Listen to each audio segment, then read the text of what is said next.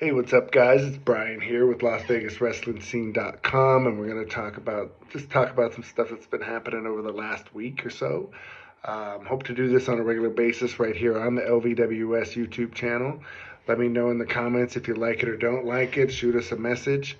We're going to definitely be doing more stuff with video besides LVWS Confidential and the highlights that we've posted in the past. But let's start talking about, I want to get right into No Escape. I thought it was a really good show. Overall, all the matches were good. I felt like the timing was good. It was over, and I was almost sorry to see it end. Sometimes shows can drag on a little bit, but this one never did. The main event delivered. Ice and Hammer had a great match. Ice gets the FSW title. He's basically was chasing it the entire year of 2022. From about, I'd say, March on, when they first, or February, March, when LCF first came back. Ice made it clear he wanted Hammerstone. Had the disappointing loss at the anniversary when Hammer hit the pendulum off the turnbuckle.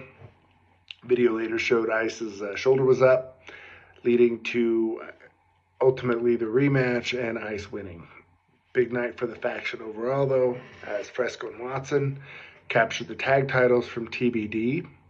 Talk a little bit more about TBD here in a minute. But they did, Hero Lou and Shogun had a great reign. Excited to see what Watson and Fresco do with this. I mean, LCF now is at the top of the food chain. Action Braxton still has the case, so he's, at any moment, he could have an opportunity to capture another belt, and they'll have everything. I think the No Limits title is certainly one to keep your eye on as far as Braxton goes, although he certainly could take a run at the blue belt. Wouldn't surprise me there either. I guess it's just pick your poison, Limelight or Sharp. I don't see any double cross thing. I've heard people whisper about that. Hey, anything can happen. It doesn't seem like that would make a whole bunch of sense. But regardless, Ice Williams is the new FSW heavyweight champion, and they're going to be celebrating that FSW championship Friday at the FSW Arena. Ground Zero Ice Age will return at 7 p.m. Friday night. And BODHI Young Prodigy faces Chris Bays, the former FSW champion, returns. Where he was actually at No Escape. And he's going to face John Morrison, Mecca 9. And that's really a match is a long time coming. If you remember when Bay was competing for the Mecca Grand Championship with John Morrison, or against John Morrison, Killer Cross came out and got involved, and that's what led to the Cross Bay match at the anniversary. So Bay and Morrison again should be a good one.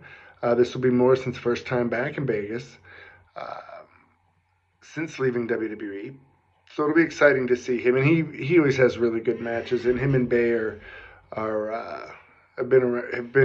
have faced each other before. And like I said, this is the first time in a while, especially here in Las Vegas. But Bay and BODHI, I think, is a really interesting match. It's a big match for BODHI. We had a lot of people looking up BODHI articles on the website the day after the match was announced. So they're definitely a match against the Ultimate Finesser certainly brings a lot more eyes than a match against, another local talent. No disrespect, of course, but so this is really big for BYP, and I think he's going to deliver. He's been in some, he's had big match situations. He won the Nick Bockwinkel Memorial Battle Royal. He's been in several casino shows and done well in those casino shows. So I don't think the light's going to be too bright for the 15-year-old star. A match with Bay doesn't hurt you. I think it's going to be fast-paced. And it'll be quite exciting. So definitely looking forward to seeing what BYP does against the Ultimate Finesser. TBD is in action as well Friday. They take on the Wolf Zaddies, and I am really interested in seeing this matchup because when TBD lost the tag titles, Shogun was quite upset with Hero, walked out by himself. Certainly seems like there might be more to it than that, and the fact that they're taking on the Zaddies is curious to me too because After 1% lost their tag titles, they came back and wrestled the Zaddies and got beat. And we, of course, haven't seen 1% now, the West Coast Wrecking Crew, since.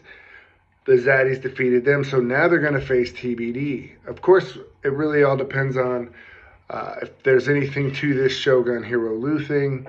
If TBD wins, maybe we don't see anything. If they lose, you might want to keep your eye out to see if there's any more issue between these two, the former tag champions. And TBD had a really good title reign. They faced some top teams. They beat Death Proof. They faced Sky High. Of course, weren't able to get past Lights Camera Faction ultimately. So I'm real curious to see what happens with these guys going forward. The big story really outside of the faction celebration, of course, is Jay Vidal will go to the Wall of Fame inside the FSW arena alongside Chris Bay. Also alongside Killer Cross, alongside Lacey Ryan, Sefa Fatu, now Solo Sikoa. So a big step for Jay. He was signed to Impact Wrestling last year and has been involved in several storylines already with Impact Wrestling. So good for Jay. It's going to be good to see him back. FSW's already announced that he will be there on Friday night. So looking forward to seeing him. Not sure how much he's going to be. I would hope to see him at Mecca. That certainly looks like a Mecca type of. He's certainly a Mecca type of matchup, is what I was going to say. So we'll see what happens. Other stuff last week, more news. GCW is back. They're going to team with VXS, Violence and Suffering, for Jimmy Lloyd's 25th birthday party at the FSW Arena February 17th. We won't get too deep into that since it's about it's a couple weeks away, but they have announced Jimmy Lloyd versus Effie in a Las Vegas death match for the show, which, of course, like I said, will be at the FSW Arena. PrideStyle will be back Super Bowl Sunday, so 1 week from now. Sandra Moon will defend the PrideStyle Championship against Adriel Noctis. Now, there's plenty of backstory between these two, as many of you know. He left S4TB, I want to say over a year ago, but there's plenty going on with that. And outside of PrideStyle with Chris Mounts, but he's got Sandra to deal with now. And I think for Adriel as a lone wolf heel, I think has always worked out pretty well for him. It worked out well for him before he went back to Idaho, before he was doing a lot of the S4TB stuff. So, and he's done good stuff in the Northwest since he left. I think it was a really good move for him, and really for S4TB all the way around. I mean, Sandra by herself, she's just been outstanding. Laz has found his spot in the deathmatch scene. We'll see Jody back soon. So for me, I think regardless of how it happened or what happened, I think for all involved, I think that ended up being a real good move.